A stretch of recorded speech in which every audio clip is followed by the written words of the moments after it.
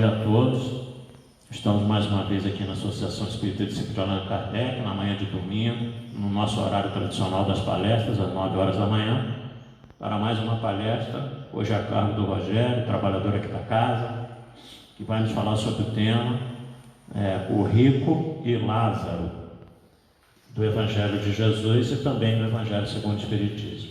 Mas antes da gente passar a palavra para ele, como sempre, vamos ler uma página do livro Vinha de Luz, intitulada Aos Discípulos, capítulo 7, psicografia de Franciscano Xavier pelo Espírito Emmanuel. Mas nós pregamos a Cristo crucificado, que é escândalo para os judeus e loucura para os gregos.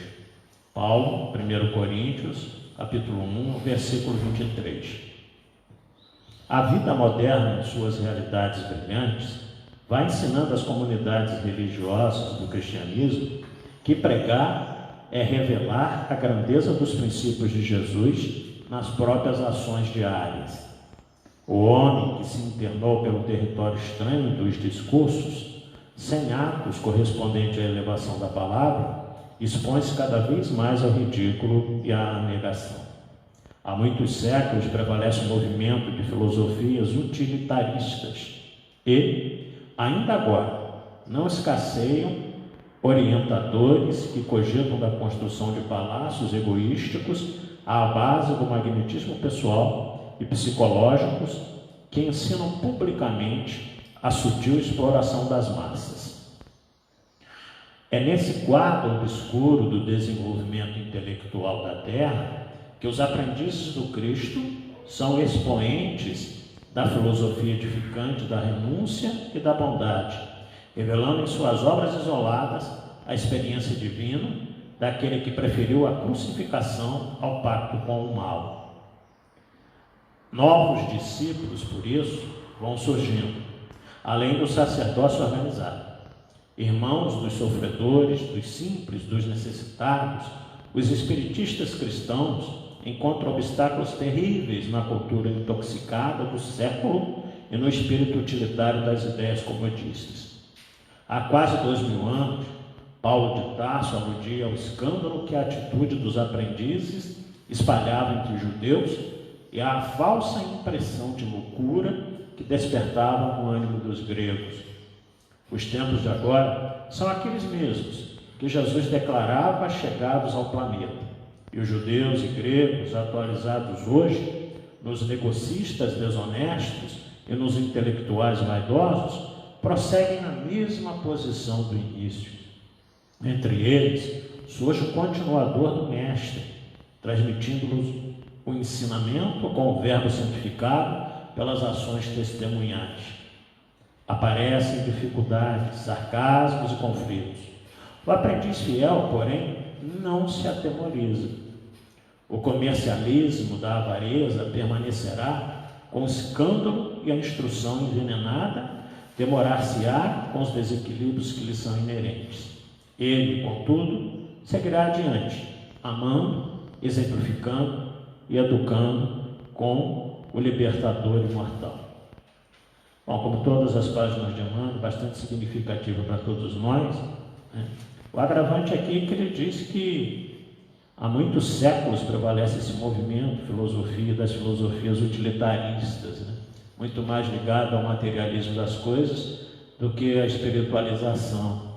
E nós vemos que isso é tão verdade, que também, como ele fala aqui, muitos novos discípulos vão surgindo, né?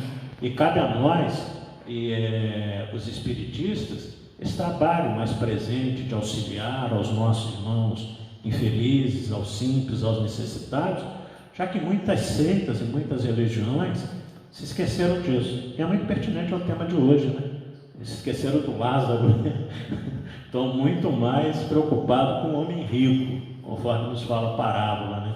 E muitas vezes ficam sobrevivendo aí das migalhas, conforme o Rogério vai nos mostrar na manhã de hoje, das migalhas que caíam da mesa do rico para sustentar Lázaro.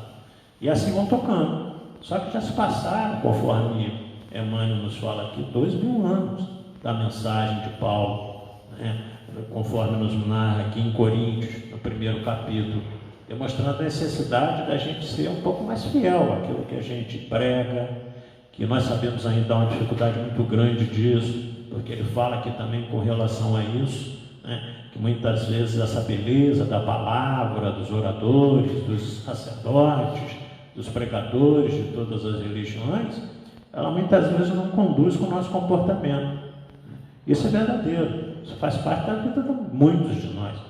Eu poderia até dizer de uma boa parte de nós, né? Entre a qual eu também me incluo. A gente ainda não consegue viver em plenitude aquilo que a gente prega, aquilo que a gente conhece, aquilo que a gente sabe dentro do Evangelho de Jesus, que deveria ser a nossa prática cotidiana, deveria ser a nossa prática do dia a dia. Mas a gente ainda tem essas dificuldades e essas limitações, fruto ainda desse nosso atraso, né? O atraso que a gente costuma dizer, o planeta Terra é um mundo de expiações e provas, mas ele ainda é um mundo de expiações e provas, porque nós somos espíritos pertinentes a planetas de expiação e prova. O dia que nós mudarmos o nosso status quo de vida, o dia que a gente conseguir melhorar, né, intelectual e filosoficamente, o planeta vai crescer, o planeta vai evoluir. Então só depende de nós seres encarnados e desencarnados que constituem a atmosfera planetária aqui da Terra. Então, como ele fala aqui, a gente ainda está um pouco aqui nesse quadro obscuro do desenvolvimento intelectual.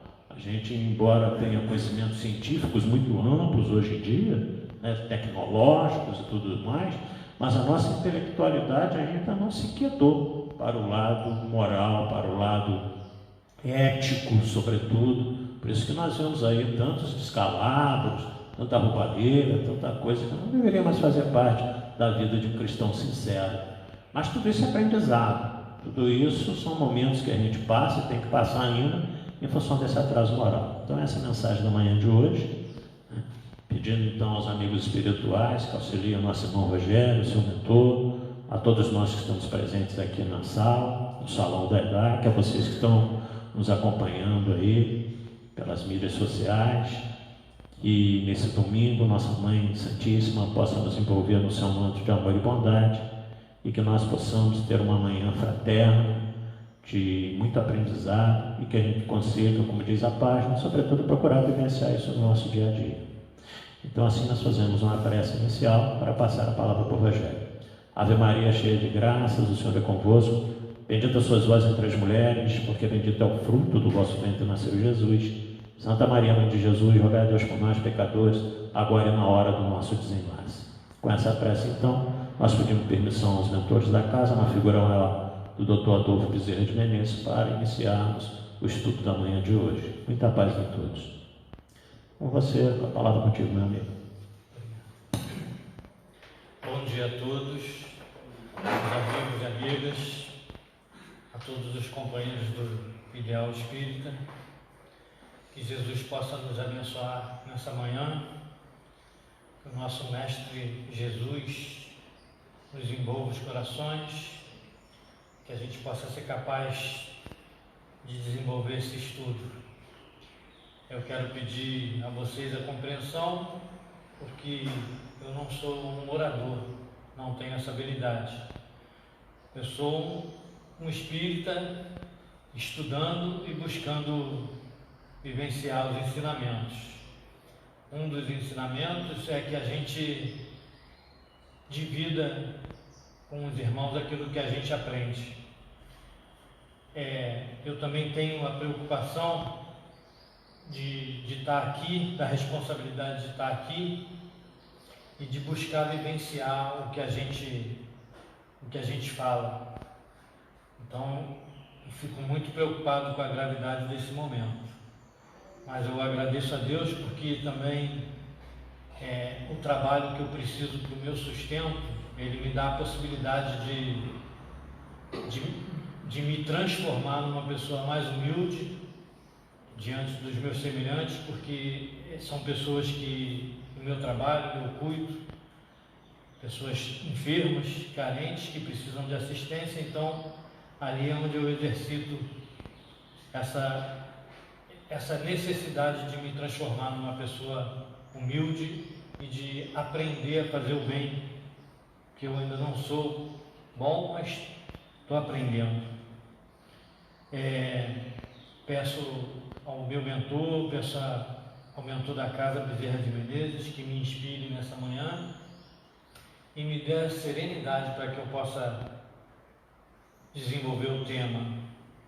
E o nosso tema hoje é a parábola do rico e do mendigo Lázaro. Essa parábola a gente encontra no Evangelho de Lucas, no capítulo 3, nos versículos de 19 a 31.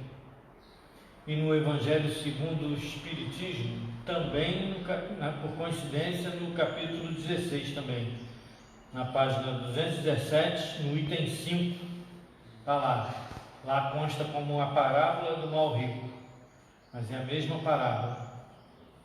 Esse tema me chama a atenção porque desde a minha infância ele me fez pensar, me causa dúvidas. O Espiritismo eu conheci a partir dos meus 12 anos de idade.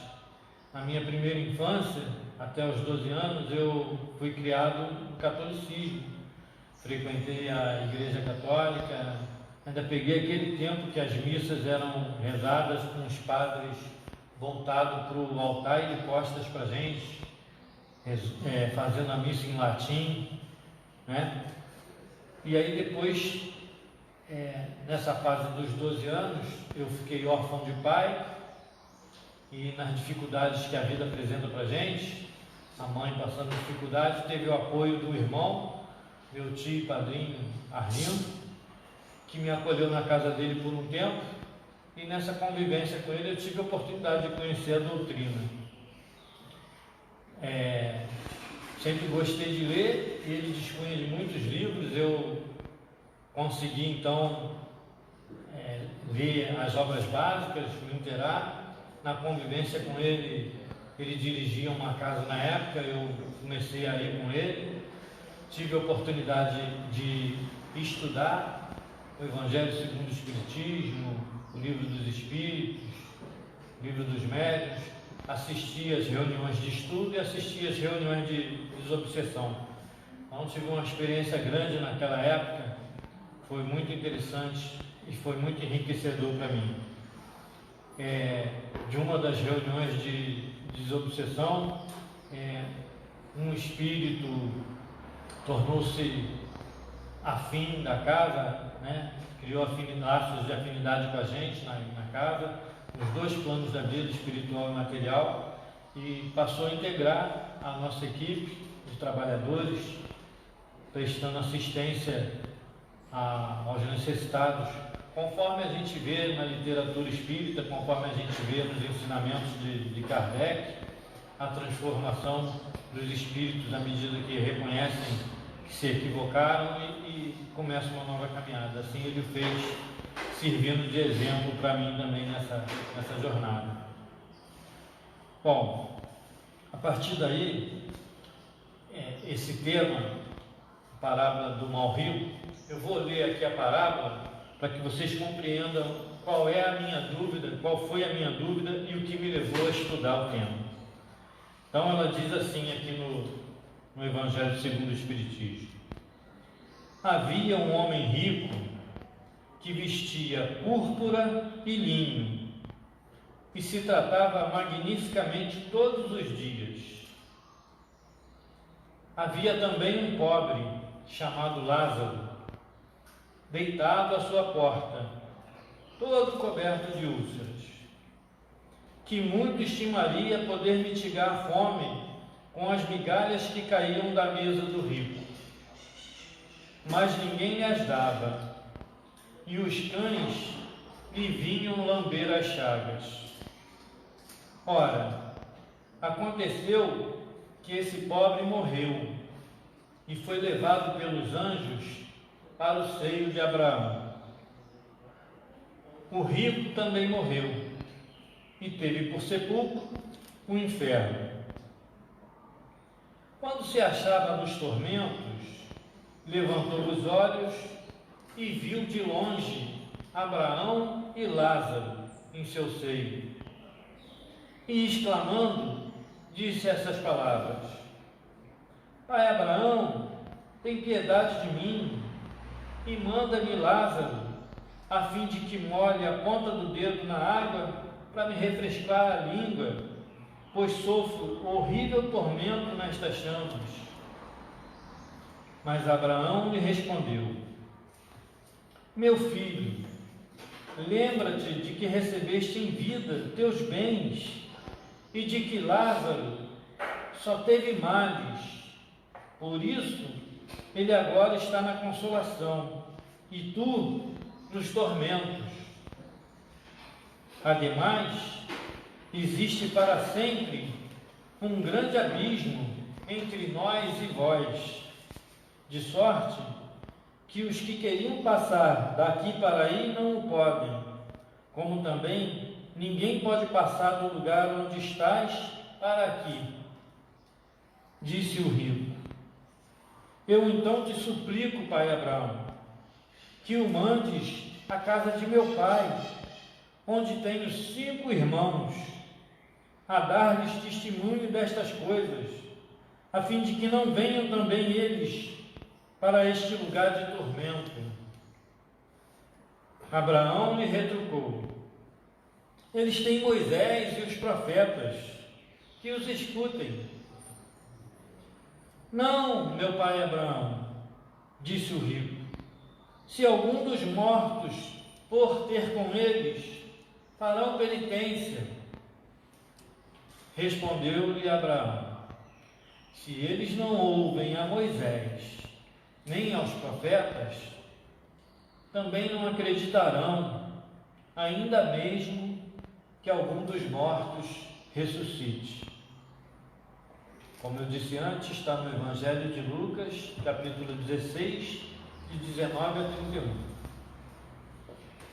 Eu sempre tive o hábito de ler as Escrituras, o Evangelho, o Antigo e o Novo Testamento.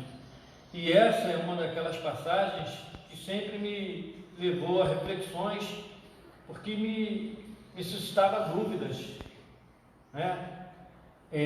Como eu falei antes, eu conheci a doutrina espírita cedo, e na doutrina espírita é postulado que nós somos espíritos que precisa se aperfeiçoar através da encarnação, e essa tarefa a gente faz em várias etapas, porque a gente não consegue se aperfeiçoar de uma vez só.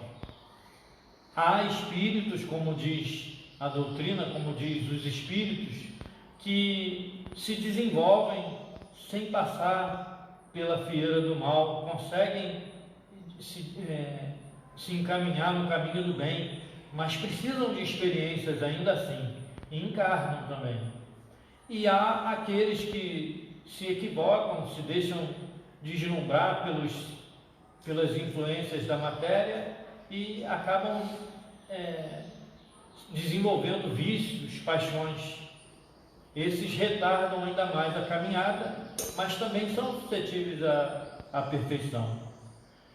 Diante disso, diante do que os Espíritos nos falam, diante do que Jesus veio nos pregar a respeito do amor, a respeito do que se pregava antes sobre céu e inferno, sobre penas eternas, tudo isso foi esclarecido para a gente, que a eternidade está para nós à medida que a gente está ignorante do conhecimento das coisas. À medida que a gente vai se esclarecendo, o sentido de eternidade se modifica e a gente percebe que a gente pode evoluir, pode crescer e pode se transformar.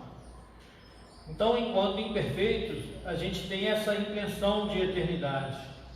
E aí ficou essa dúvida nessa passagem, porque se Jesus é um espírito evoluído, perfeito, e veio nos ensinar sobre as leis de Deus, sobre o caminho para a nossa evolução, não fazia sentido para mim essa parábola no que diz respeito à condição do rico que se encontrou no inferno, no tormento, e Abraão dizendo para ele que esse abismo era impossível de ser transposto.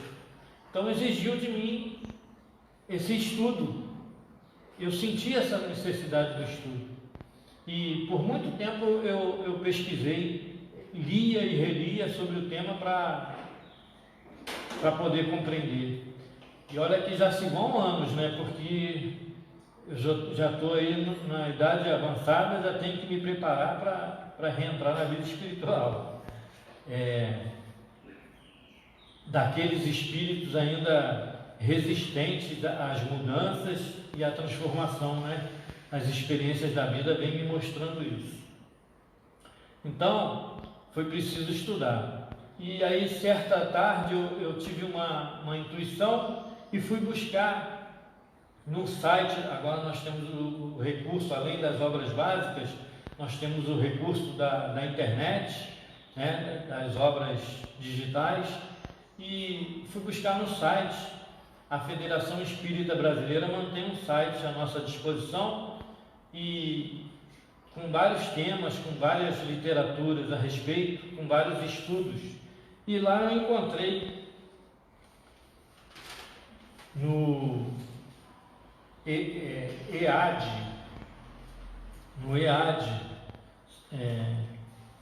livro 3, parte 2, roteiro 8, na página 217, o tema pertinente a essa parábola e me esclarecendo a respeito. A partir dali eu consegui ficar satisfeito, porque conciliou os ensinamentos da doutrina dos espíritos com a parábola. E é esse o estudo que a gente vai fazer nessa manhã, que eu vou demonstrar para vocês nessa manhã, que ela é perfeitamente integrada à doutrina dos espíritos, que o que a gente necessita é de conhecimento para compreender. Então eu fui buscar em vários livros, depois de fazer essa leitura no EAD, eu fui buscar em vários livros aonde eu pudesse confirmar na literatura espírita o sentido dessa parábola. E aí eu busquei no Livro dos Espíritos, no Evangelho segundo o Espiritismo e no Céu e Inferno.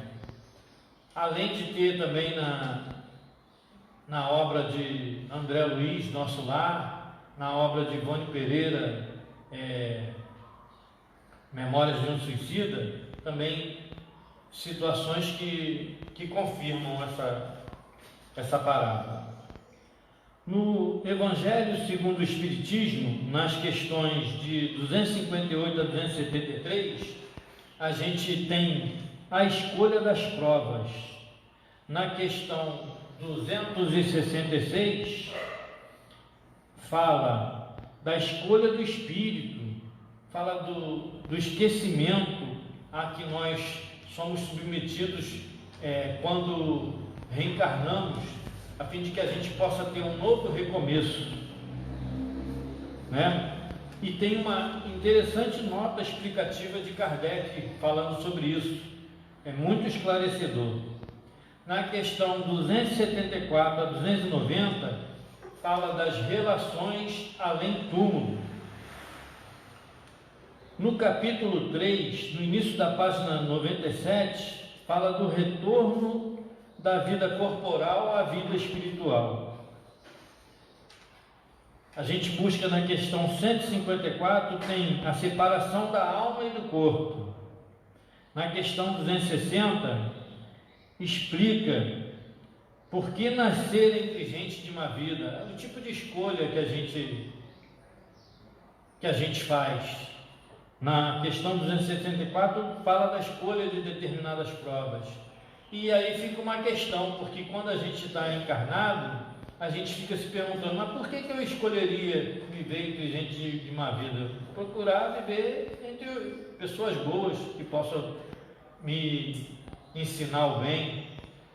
Mas a espiritualidade nos esclarece que para a gente se aperfeiçoar, A gente precisa estar em contato com aquilo que experimenta a gente, para que a gente resista à influência, à tentação.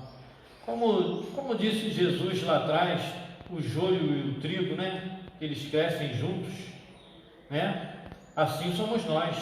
Nós vivemos em coletividade, somos todos diferentes, cada um tem um pendor. E a gente tem que buscar, na convivência com os semelhantes, aprender, se esquivar do que é negativo e fixar em nós aquilo que é positivo.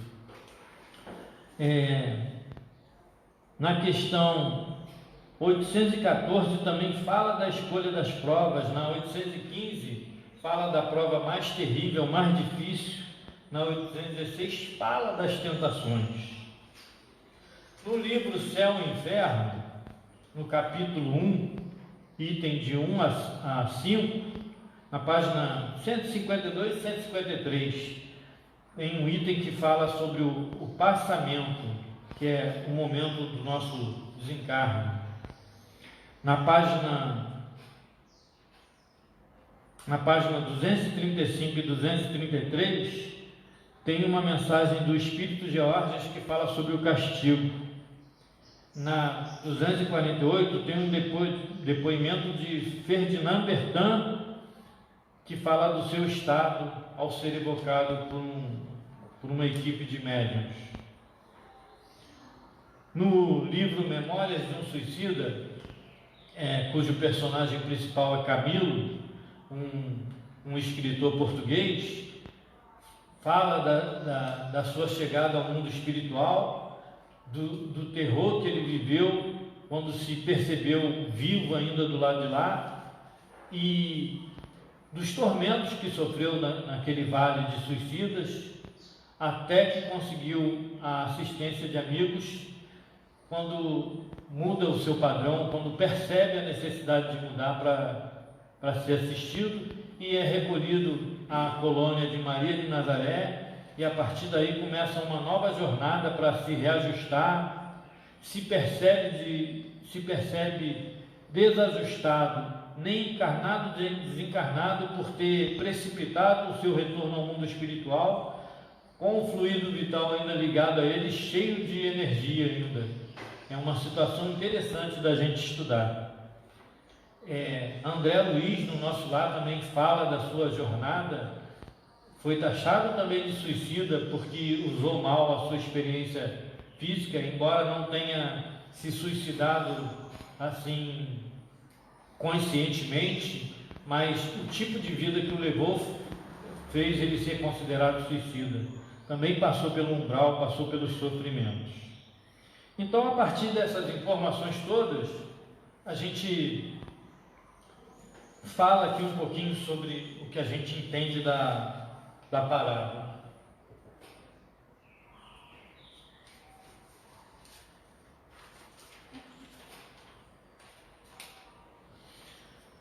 Na parábola, nós vamos perceber que ela faz a gente refletir sobre os seguintes temas: a lei de causa e efeito, o livre-arbítrio, o bem e o mal sofrer, o orgulho, o egoísmo, a resignação, a humildade, a vida após a morte do corpo, as diversas moradas da casa do Pai.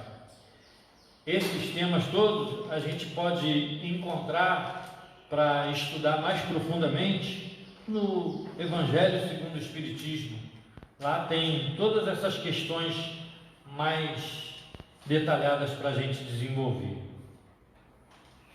Então, a partir daí, retornando à parábola, nos versículos 19, 20 e 21, ela apresenta para a gente os dois personagens principais e antagônicos, que são o rico e Lázaro, que é o mendigo. Mostra as suas escolhas, mostra as suas provas e as suas opções de vida, né? O rico vive para se fartar, gozar, satisfazer-se plenamente. Ele A gente sabe, através da doutrina dos espíritos, que enquanto desencarnado a gente faz escolhas de como quer reencarnar, do que vai ser melhor para a gente, que tipo de prova vai ser mais produtiva para nós. Então, o rico escolheu esse tipo de prova com facilidade. Nós deveríamos, quando estamos nessa condição de muitos talentos, né? De muitas possibilidades, deveríamos olhar pelos nossos semelhantes, ajudar aqueles que estão à nossa volta. E ele tinha bem à sua porta um mendigo que ele poderia assistir, né? Com muitas necessidades, necessidade de um teto, necessidade de cuidados, porque era um homem doente, necessidade de sustento, porque não tinha o que comer. E, no entanto, ele buscava as melhores roupas, as melhores comidas, todos os gozos, todas as facilidades, só pensando em si, só se fartando, sem pensar no amanhã. Já o rico, já o pobre, o mendigo, não tinha nada, não tinha onde dormir, dormia na calçada ali na porta dele, não tinha ninguém para cuidar dele. Só quem vinha aliviar suas dores eram os cães que lambiam as suas feridas. Não tinha ninguém. E assim eles viveram a experiência deles. É uma parábola de Jesus interessante, porque ela não fala da vida aqui na Terra, ela fala da consequência da maneira que a gente viveu aqui e dá o desdobramento dela no plano espiritual. É uma das poucas parábolas em que Jesus deixa transparecer a continuidade da vida, porque no tempo dele os espíritos ainda eram muito endurecidos para compreender, embora muitos acreditassem na reencarnação, mas não sabia como ela se processava, né? E ainda viviam muito apegados ao momento, a se realizar no mundo físico. Nessa parábola, ele demonstra isso, a continuidade da vida além da matéria e a consequência do modo de vida de cada um. E aí então, no capítulo 21, capítulo 22, capítulo 22 dá a passagem, o relato da morte de ambos. E a gente observa também, né, nesse versículo, não é capítulo não, é versículo, desculpe. No versículo 22, que relata a morte de ambos, a gente observa a diferença de como se dá esse transpasso. Lázaro, ao morrer, foi assistido pelo que se dizia antigamente, pelos anjos, e foi levado ao seio de Abraão e foi confortado. Já o rico, ele morreu e foi sepultado. Não há uma orientação de como ele foi recebido no plano espiritual. E de repente ele se vê nas regiões infernais em tormento. Como que a gente pode entender isso? Espírito que viveu aqui na Terra cheio de possibilidades, teve o seu sepultamento pelos seus, faz aquele sepultamento no momento, faz o velório ali na hora, né? Vela por ele aqueles momentos, faz as homenagens daquele instante e de repente ele se vê sozinho. E quando ele se vê sozinho, de repente ele se vê desprovido de tudo que ele estava acostumado. Ele não construiu nada para espírito, tudo que ele construiu era da matéria, era do corpo. O que ele cultuou foi viver na fartura, comer, beber, se vestir bem, só gozar as coisas da vida, que são daqui. Então não construiu nada para o lado de lá. E tudo daqui a gente deixa aqui. Nós somos espíritos, nascemos e ganhamos um corpo. Quando morremos, quando desencarnamos, deixamos o corpo sem vida. Só vamos nós, espírito, com o perispírito, né? Os laços fluídicos são desligados, cada um de acordo com a sua vivência. Uns têm mais facilidade de se libertar, outros não, conforme a doutrina dos espíritos nos fala. E aqui ele se vê arremetido a regiões infernais. E aí a tormenta dele é o estado de consciência, porque o que ele tinha, ele se viu privado, ele não soube usar e se viu privado. E aí não tinha mais o tormento. E o que me chama a atenção nessa parábola é que aí ele olha e vislumbra, ele tem uma intuição, vê vagamente Lázaro e Abraão no seio. E aí no desespero dele, ele pede a Abraão que mande Lázaro para lhe aplacar a sede.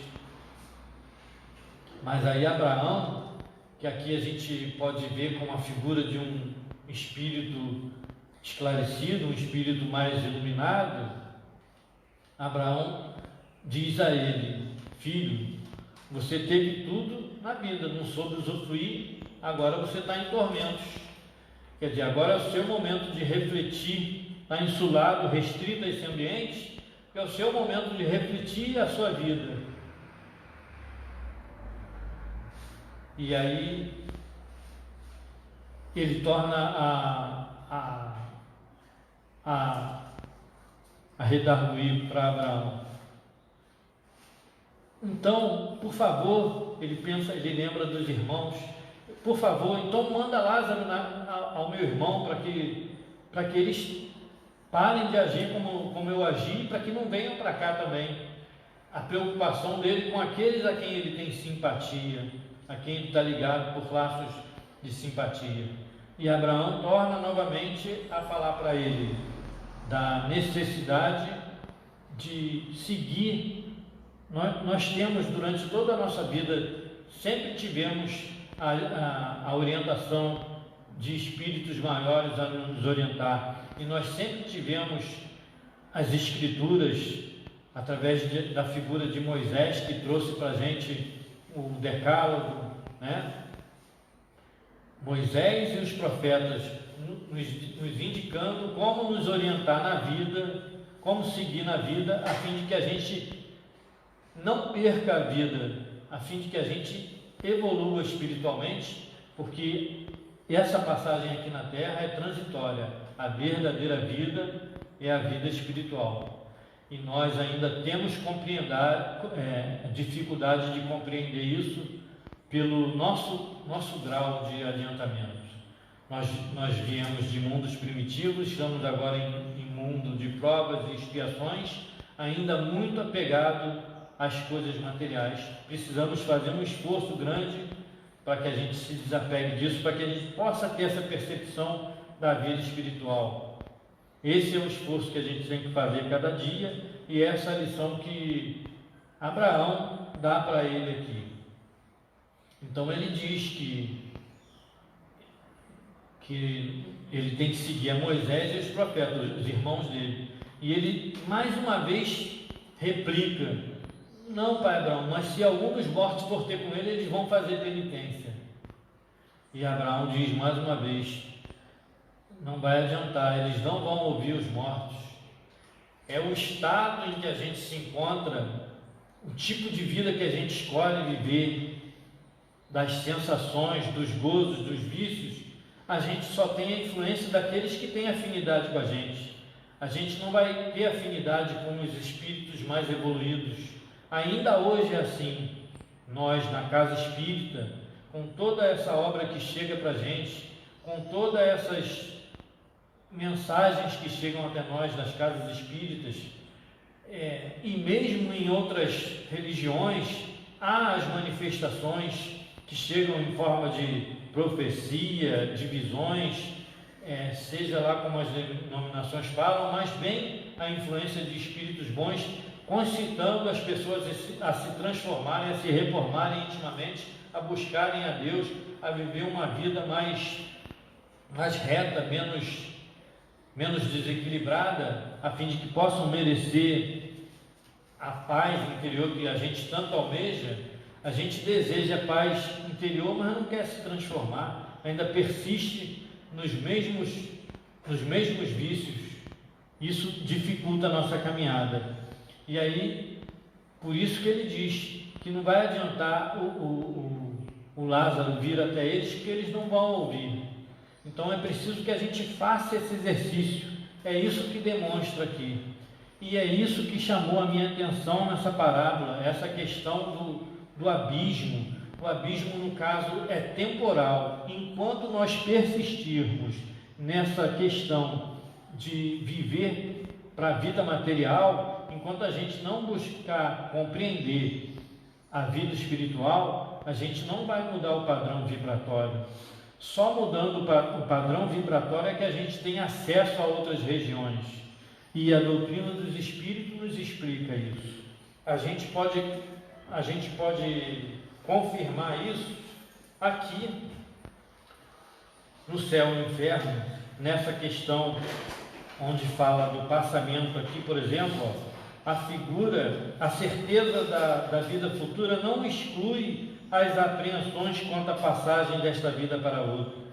Há muita gente que não teme a morte em si, mas o momento da transição, sofremos ou não nessa passagem. Por isso se inquietam, e com razão, visto que ninguém foge à lei fatal dessa transição. E a gente sabe disso. Nem mesmo Jesus fugiu a essa regra. Jesus foi crucificado, Jesus também desceu às regiões tormentosas antes de subir ao Pai, inclusive por amor, porque foi assistir a Judas, né? E só depois subiu ao Pai. Ainda esteve com a gente 40 dias nos ensinando para depois subir ao Pai. Por isso se inquietam, e com razão, visto que ninguém foge à lei fatal da transição. Podemos dispensar-nos de uma viagem neste mundo, menos essa. Ricos e pobres devem todos fazê-la, e por dolorosa que seja a franquia, nem a posição nem fortuna poderiam suavizá-la. Vendo-se a calma de alguns moribundos e as convulsões terríveis de outros, pode-se previamente julgar que as sensações experimentadas nem sempre são as mesmas. Quem poderá, no entanto, esclarecer-nos a tal respeito? Quem nos descreverá o fenômeno fisiológico da separação entre a alma e o corpo? Quem nos contará as impressões desse instante supremo, quando a ciência e a religião se calam? E calam-se porque lhes falta o conhecimento das leis que regem as relações do espírito e da matéria, parando uma nos umbrais da vida espiritual e a outra nos da vida material. O espiritismo é o traço de união entre as duas, e só ele pode dizer-nos como se opera a transição, quer pelas noções mais positivas da natureza da alma, quer pela descrição dos que deixaram esse mundo. O espiritismo, do laço fluídico que une a alma ao corpo, é a chave desse e de muitos outros fenômenos. A insensibilidade da matéria inerte é um fato, e só a alma experimenta sensações de dor e prazer. Durante a vida, toda desagregação material repercute na alma, que por esse motivo recebe uma impressão mais ou menos dolorosa. É a alma e não o corpo quem sofre, pois este não é mais que instrumento da dor. Aquela é o paciente. Após a morte, separada a alma, o corpo pode ser impunemente mutilado, que nada sentirá. Aquela, por insulada, nada experimenta da destruição orgânica. A alma tem sensações próprias, cuja fonte não reside na matéria tangível. O perispírito é o envoltório da alma, e não se separa dela nem antes nem depois da morte. Ele não forma com ela mais que uma só entidade, e nem mesmo se pode conceber uma sem o outro. Durante a vida, O fluido perispirítico penetra o corpo em todas as suas partes e serve de veículo às sensações físicas da alma, do mesmo modo como esta, por seu intermédio, atua sobre o corpo e dirige-lhe os movimentos. Então aqui a gente vê como é que funciona o mecanismo da encarnação, da desencarnação e das nossas sensações de acordo com o tipo de vida que a gente vive. Mais adiante,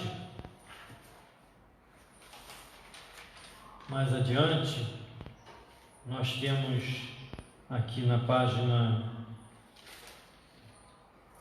235,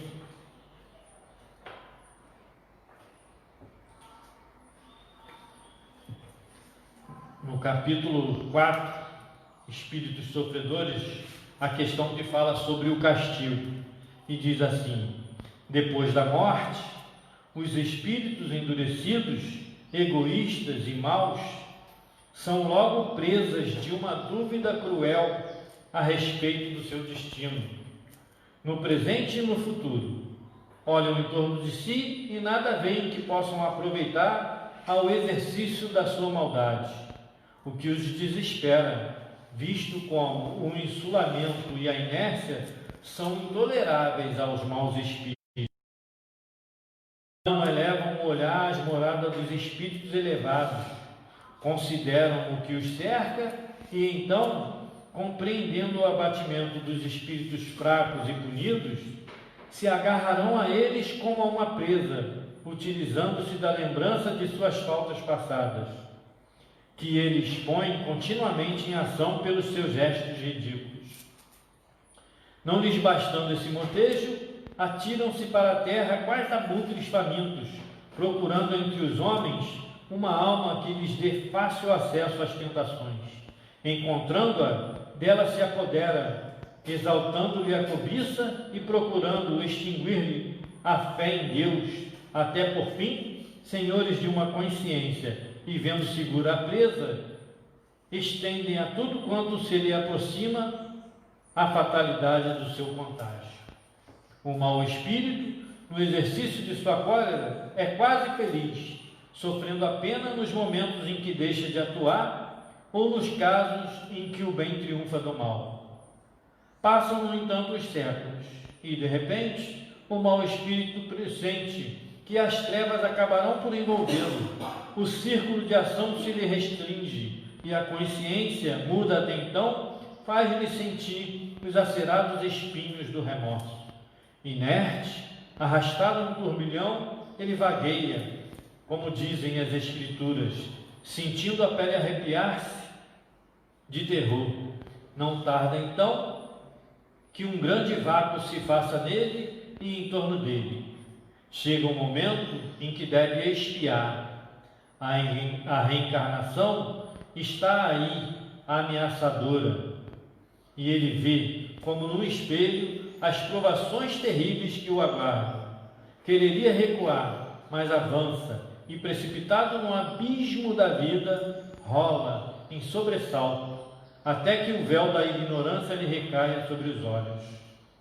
Vive, age, é ainda culpado, sentindo em si não sei que lembrança inquieta, pressentimentos que o fazem tremer sem recuar, porém da senda do mal. Por fim, extenuado de forças e de crimes, vai morrer. Estendido numa enxerga ou num leito, que importa? O homem culpado sente, sob aparente imobilidade, revolver-se e viver dentro de si mesmo um mundo de esquecidas sensações. Fechadas as pupilas, ele vê um clarão que desponta, ouve estranhos sons. A alma, prestes a deixar o corpo, agita-se impaciente, enquanto as mãos crispadas tentam agarrar as cobertas. Quereria falar, gritar aos que o cercam: retenham-me, eu tenho castigo, eu vejo o castigo. Impossível. A morte cela-lhe os lábios esmaecidos, enquanto os assistentes dizem: descanse em paz. Contudo, ele ouve, flutuando em torno do corpo que não deseja abandonar, uma força misteriosa o atrai. Vê e reconhece finalmente o que já vira. Espavorido, ei-lo que se lança no espaço onde desejaria ocultar-se, e nada de abrigo, nada de repouso. Retribuem-lhe outros espíritos o mal que fez. Castigado, confuso, escarnecido, por sua vez vagueia e vagueará, até que a divina luz o penetre e esclareça, mostrando-lhe o Deus vingador, o Deus triunfante de todo o mal, ao qual não poderá apaziguar senão a força de expiação e gemidos, pelo Espírito Georges. Aqui, a mensagem desse Espírito mostrando as consequências da nossa vida na persistência em atitudes equivocadas e atitudes maldosas, onde a gente só cultiva o orgulho e o egoísmo, só pensa em si e despreza os semelhantes. A gente pode viver uma vida toda aqui de fartura, mas quando a gente chega do lado de lá, a realidade é bem diferente, como mostra aqui. Na página 253, 52, aliás, é 52 ou 53? Espera aí, deixa eu olhar, confirmar aqui.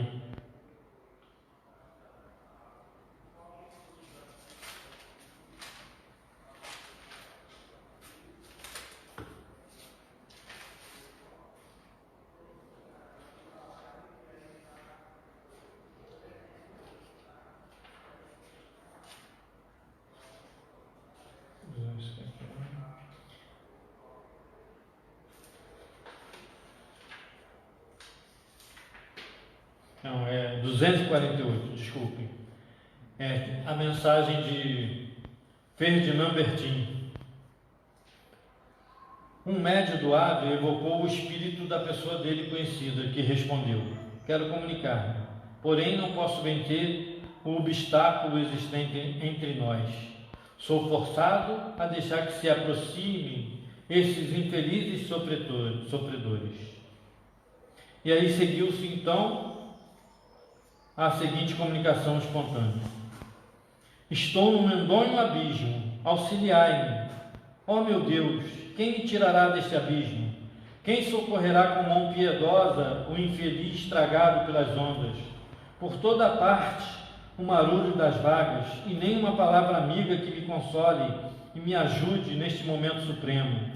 Entretanto, esta noite profunda é bem a morte com seus horrores, quando eu não quero morrer. Oh meu Deus, não é a morte futura, é a passada. Estou para sempre separado dos que me são caros. Vejo o meu corpo, e o que há pouco sentia era apenas a lembrança da angustiosa separação. Tende piedade de mim, vós que conheceis meu sofrimento. Orai por mim, pois não quero mais sentir as lacerações da agonia. Como tem acontecido desde a noite fatal. É esta, no entanto, a punição, bem a precinto. Conjuro-vos a orar. Ó, o mar, o frio, vou ser trazado pelas ondas. Socorro, tende piedade, não me repelais. Nós nos salvaremos os dois sobre esta tábua. Ó, afogo-me, as vagas vão tragar-me, sem que aos meus reste o consolo de me tornarem a ver. Mas não, que vejo meu corpo balançando pelas ondas. As preces de minha mãe serão ouvidas.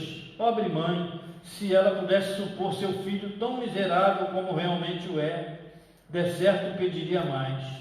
Acredita, porém, que a morte santificou o passado e chora-me como Marte, e não como infeliz castigado.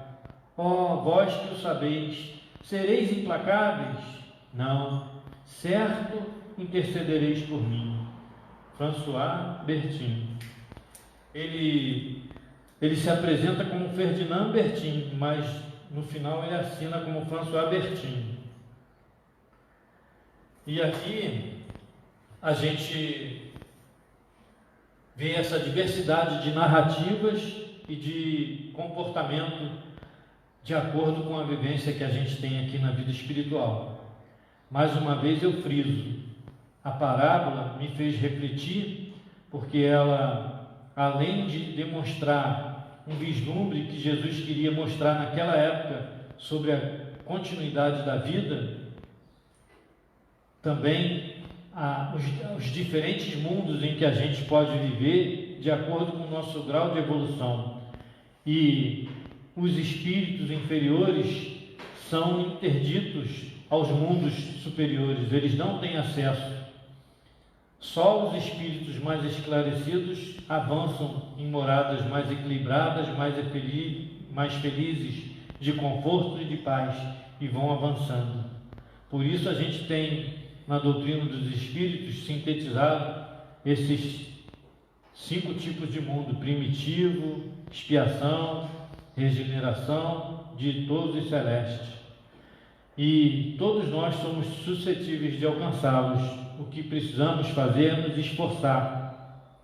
Deus nos deu a matéria para que a gente possa, na utilização dela, possa aprender a usar nossa inteligência, desenvolver nossa inteligência, mas sem se submeter às necessidades delas. Utilizar ela no que é necessário, sem que a gente se perca no vício nem nas paixões. Que a gente possa compreender isso na nossa vida, para que a gente possa se aperfeiçoar. Desculpem se eu não fui muito sucinto, mas vocês também têm a oportunidade de estudar para aprender. Que Jesus nos abençoe a todos nessa manhã, e obrigado à casa e aos nossos mentores espirituais pela oportunidade.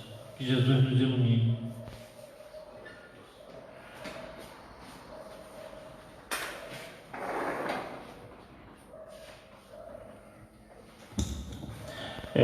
Como vocês viram no início, né, o Rogério comentou que ele estava começando na oratória espírita. Pode ficar tranquilo que você tem futuro.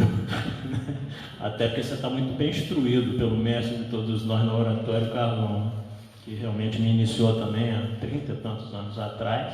Pode ficar tranquilo que você está muito bem guiado, né?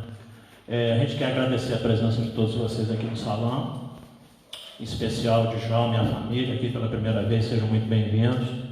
Aos internautas que estão nos acompanhando ao vivo aí no Facebook, e a partir de amanhã essa palestra, com todas as palestras da EDAC, está no YouTube também, né? Lembrando a vocês que nós estamos procedendo de acordo com o decreto municipal, abertos a 30% apenas da frequência, com as cadeiras aqui com certo distanciamento, álcool gel na entrada, álcool gel aqui na sala de passe, bebedouro lacrado, infelizmente. Então quem precisar beber água, né, conforme o decreto, tragam as suas garrafinhas individualizadas, e a gente vai passar daqui a pouco por passe. Lembrando a vocês também que mudamos a sistemática de passe em observação a esse distanciamento. Nós temos apenas 4 cadeiras lá dentro, chegamos a ter 8, então hoje nós temos apenas 4, também distanciadas uma da outra. Nós estamos aqui com cerca de 6 passistas, então entre vocês, os 4 que tiverem melhor condição, né, daqui a pouco assumam seus lugares. Lembrando do álcool gel ali também na entrada. Mudamos a maneira de dar passe, que era feita de frente com o paciente, agora os passistas estão atrás, também com máscara, para procedermos de acordo com todas as orientações das autoridades sanitárias. Lembrando vocês então que quarta-feira às 19h30 também nós temos as nossas palestras habituais aqui, sempre aos domingos às 9 horas, e quarta-feira às 19h30. Felipe, quarta-feira? Sônia Sena. Quarta-feira nós teremos a presença da Sônia Sena, uma oradora que está aqui com a gente há muitos anos também. Eu sempre consulto o Felipe, porque o Felipe é o responsável pela nossa escala aqui da associação, é o vice-presidente da casa também. Então, mais uma vez, nós agradecemos a todos vocês, ao Rogério, por esse trabalho de pesquisa que ele sempre faz, né? E é por isso que, com certeza, a gente não tem dúvida, né, Carlão, de que ele realmente, cada dia mais, ele ficará melhor na oratória, porque é um estudioso da doutrina. Então, nós agradecemos mais uma vez a presença de todos vocês. Vamos encerrar essa primeira parte com a oração que Jesus nos ensinou. Pai nosso que estás no céu, santificado, Senhor, seja o vosso nome. Venha a nós o vosso reino. Seja feita a vossa vontade, assim na terra como nos céus. Pão nosso de cada dia nos dai hoje. Perdoai, Senhor, as nossas ofensas, assim como nós perdoamos aos nossos ofensores. E não nos deixeis cair nas tentações do caminho, mas livrai-nos de todo mal, porque são teus o reino, o poder e a glória para sempre. Nessa prece nós pedimos aos nossos amigos espirituais, aos nossos mentores, na figura maior do Dr. Adolfo Bezerra de Menezes, para passar para a segunda parte dos nossos trabalhos na Câmara de Paz. Que assim seja. E um bom domingo a todos vocês. Lembrando que o passe transcorre sempre da seguinte maneira: vocês aguardem sentadinhos aí, que a gente vai chamando de 4 em 4, ok?